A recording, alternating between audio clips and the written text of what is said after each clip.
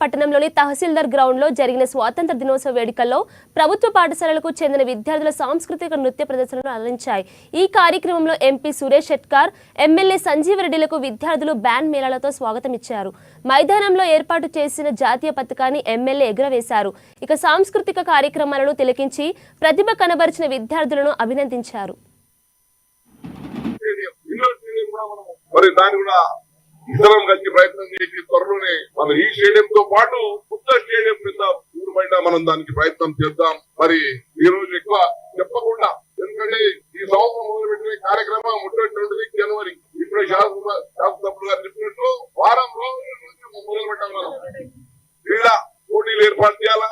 ఆ క్రీడా పోటీల్లో అందరికీ భాగస్వామ్యం చేయాలి. మొత్తం మన నారాయణగేడ్ మండలం కాదు, నారాయణగేడ్ నియోజకవర్గం సంబంధించిన ఎన్ని రెసిడెన్షియల్ స్కూల్స్ ఉన్నాయో అందరికీ మనం ఇన్వాల్వ్ చేసి ఒక పెద్ద ఎత్తున అన్ని రంగం, క్రీడా రంగంలో కాకుండా ఎస్ఐ రైటింగ్ కానీ మిగతా అన్ని రంగాల్లో కూడా మన విద్యార్థులను ప్రోత్సహించి ఒక మంచి షో వచ్చి ఏర్పాటు చేయాలా. దానికి అధికారులు మరి మిగతా మా ఉపాధ్యాయులు, నాయకులు అందరూ కూడా బాధ్యత తీసుకొని మరి నూతన ఒరవడిని మొదలు పెట్టాము. మరి ఆ ఒరవడిని మనం ఇంకా పోవాలా. మన ప్రాంతం ఒక బలగా మన నారాయణగేడ్ బలగం అంటే ఇటువంటి అనేది చూస్తాం మనం.